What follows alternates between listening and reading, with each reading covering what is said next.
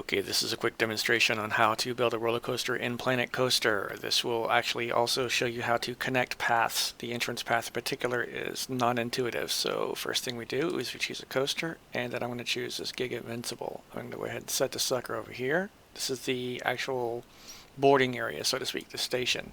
So I'm going to plop it down with no regards to which directions are things going, because I can always change that later as I'll show you. So the very next thing it wants to do is it wants to have a track that goes straight. I don't want a track to go straight. I need a cable lift. And I need the cable lift to go up. This is the only thing that's going to get the thing moving. So I'm going to go up a few times. It seems like a reasonable height. I'm going to shorten the length of this piece of track right here. Then I'm going to come down. And then now I've got a little bit of gravity going in favor. So things going in favor of gravity, so I'm now going to go ahead and re-lengthen the track. And I'm going to, let's see, make this one curve this way, go back up a little bit to 0 degrees, curve this way. I don't want to go too sharp because that'll kill my nausea, but let's go at a 45-degree angle. Right? 45-degree, close enough, whatever, it doesn't make a difference. Because I have this checkbox checked, auto tunneling, it's going to allow me to punch through the ground. Let me show you what happens if I uncheck it. I get this nice red bar because I can't go through ground, but I check it and it automatically makes a tunnel for me. Right? Now, for the purposes of this demo, I'm just going to autocomplete it, but it's not going to work. You cannot autocomplete inside the ground. I don't know why. So I'm going to go ahead and come back, let's see, up. Now that I'm above the ground, however, I'm going to go ahead and autocomplete. It's going to path, and it's going to find a way around the track. Okay, this is just for these quick demo purposes. This should actually make it all the way through. So that's fine. If I need to change a piece of track, what I can do is I can select just that piece of track, and let's say I want to move it this way. Alright. This one I want to move it this way. Seems like a good thing to do. Now one thing that's going to happen is this car is going to come around really, really fast and my nausea is going to go up because of the G-forces. So I'm going to make sure this piece of track is selected and I'm going to bank it. So that way the force is actually going in my body down. So let's go up and down here. This is going to be really fast, so I need to drag this a little bit over here to include this part too so I can bank it. Then that is going to be my track, right? So then I'm going to start to test, and I'm going to write it. Then I'm going to come over here, and I'm going to make sure that my test results are showing. That's this box right here. That way I can see what's going on. Woohoo! See how I would not have moved unless I had the cable lift? So I have my cable lift, and everything should be fine. At this point, I'm not caring about the settings of excitement, fear, and nausea up here. You can see excitement just went up a whole lot. Know what happened there? I went backwards because this piece of track, whoops, is too short. So I'm going to actually increase. Well, let's see, what can I do here? Let's put that back. You know, I'm going to Control Z that to make sure the changes for it worked. Okay, I'm going to take away this piece of track, right? I'm going to take this piece right here, and I'm going to, no, this piece right here, no, right click, this piece right here, and I'm going to lengthen it. And that should bring enough of the car over so that gravity takes over. We'll see how that works out though. What else can I do this? I'll lengthen it, lower it down some more, and okay, that should do. Then go ahead and autocomplete the rest. And see how it changed it? It took away the chain. So I'm going to change that back to a cable. Now let's try it. So basically the weight of the car and the length of the car, of the train itself, made it go backwards because a very small portion of the train was on the downslope, a very large portion was on the upslope, which caused the train to go backwards. So hopefully I've increased the downslope enough to get me over the hump, which I most definitely did. See how the banking helps? So nausea didn't go up very much. Now I'm at 22 miles an hour, 25 miles an hour, blah, blah, blah, blah, blah. 45 miles an hour into the last curve, and I'm in. So this is the train as is complete, right? And I look at my results. It tells me I'm good on excitement, meh on fear, and good on nausea. So this is actually a pretty decent track. So I'm actually going to go ahead and use this track. Now here's where it gets interesting. I'm going to click Done, and I'm going to click my Place Entrance. To open this ride, you need to place an entrance. Unfortunately, the entrance is over here, when really I want it over here. Oh no, what do? I hit Escape, I hit Edit Track, I click just the station. I see that it has an entry left and exit left, and I want an entry right and exit right, so I'm just going to flip it. That's it. Click Done again. Then now I can place my entrance, and it's in the correct place. My exit is in the correct place. So now this is the not intuitive part. I don't know why it doesn't do this right after entrance, but whatever. Connect entrance to path. So I need to connect this all the way over here, right? But I want to kind of make it do something first. So I'm going to make it kind of zig over here. Oops. I don't know why it does that sometimes, but whatever. Ah, piece of shit. I don't like this. And I'm going to make it actually come back, and I'll show you why in a second.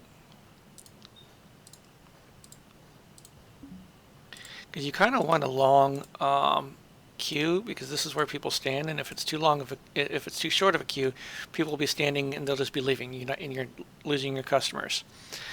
Now I want to take my path, and I'm using a 4 meter width because that's what the default is 4 meters. And I'm going to bring it to the exit. Now I'm going to press my left mouse button and build stairs up. Left mouse button, build stairs down. I'm basically going to connect it to this over here. Now I have a working train after the test is done.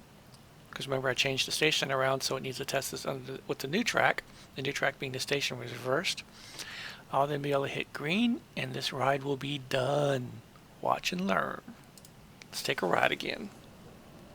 Oh, wait. Let's say I wanted to change something. I'm going to go ahead and change this piece. Let's see. Edit the track while the train is still going. And I just want to move it. And I want to move this piece right here. So I'm going to just move it out the way a little bit more over here. There, that works for me. Go back to the camera.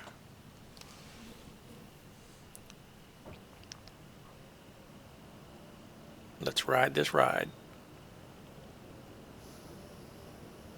Then I'll show you why I put that path back towards the entrance.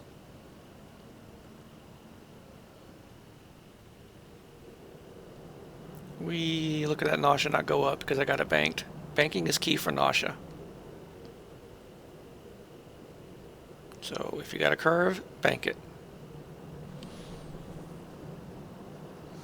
Hitting that station at 46 miles an hour, but the game does not appear to give a shit about that. Me, I would think it would throw nausea up the wind. So, see? Not too bad. So, why I put this... Oops. Escape a bunch of times. Why I put this piece of track back over here. Because I want to select the train, and I never remember quite where it's at. But, move entrance, operations, enable priority pass. It's under operations, right? So I'm going to enable the priority pass. What this is basically the flash pass. So I'm going to place a priority pass entrance right here.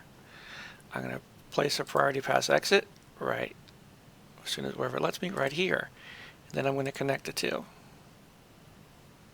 I'm going to connect the two.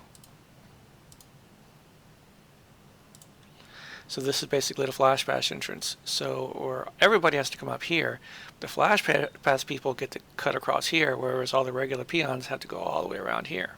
I'm going to delete path here and click this little box here to get rid of that. The train is tested. My stats are right here. I'm okay with that. I click green. Now my ride is open. You can see a little puff of smoke up here. Now, let's say I want to add some cool stuff like, I don't know, an explosion or something like that. Let's go ahead and do that.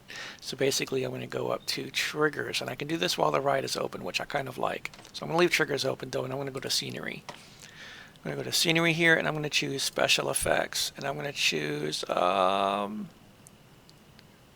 Pyrotechnics, that's always fun. I have something already up here, so I'm going to highlight, uncheck that. I'm going to have a, let's see what this is. That's kind of cool, I guess.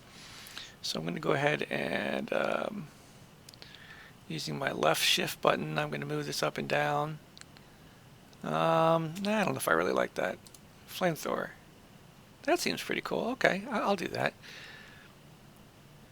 So what I'm going to do is I'm going to put a flamethrower right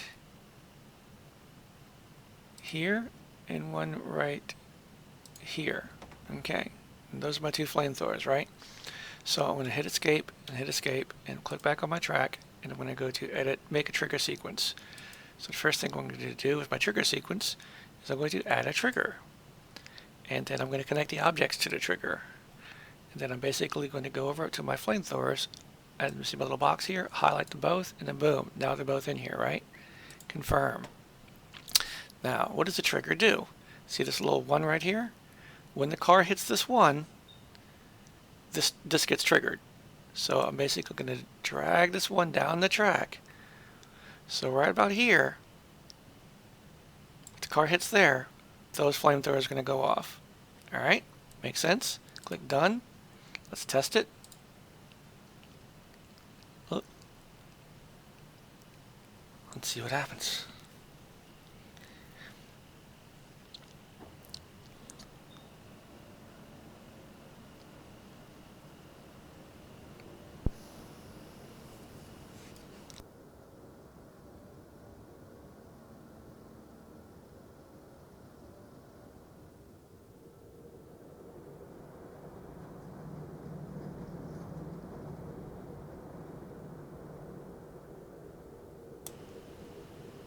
Hit the trigger, flamethrower goes off.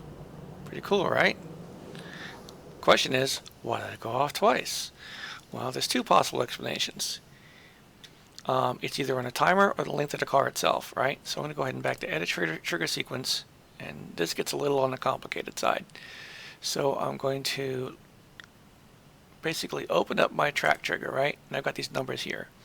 This section here is the delay. So if I were to put a delay of 5 seconds, when the car hits here, 5 seconds later, the trigger action would happen. I don't want that.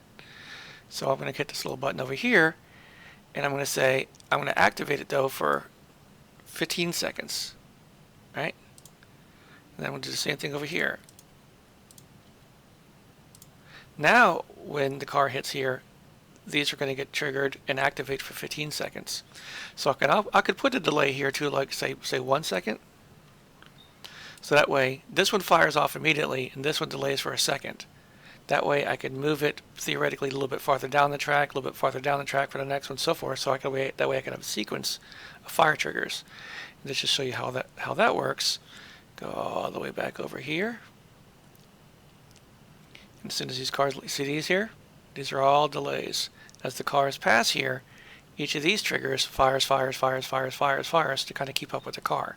And you kind of have to play with it around it, see what you can do with it.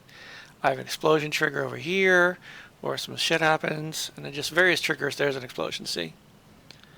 So various things around your track can really help beef up the track. Now, this looks like a very boring roller coaster in terms of how it looks, right? So I'm going to go ahead and change the terrain a little bit. I'm going to do sculpting. I'm going to pull the terrain. I like a big intensity, and 14 sounds good. So basically what I'm going to do is, thankfully you can't destroy the track by pulling the terrain, which I really like. I'm going to pull the terrain and make me a little cave. What do you think of that, right? It's pretty cool. I think so. Then I'm going to go ahead and paint it. I want to make it all rock.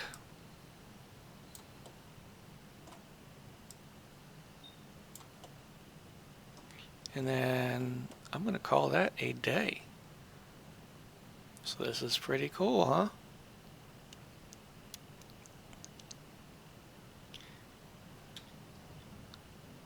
See, look, people are getting on and everything. Woo! These people are so excited to play. And that's how you make a roller coaster in Planet Coaster.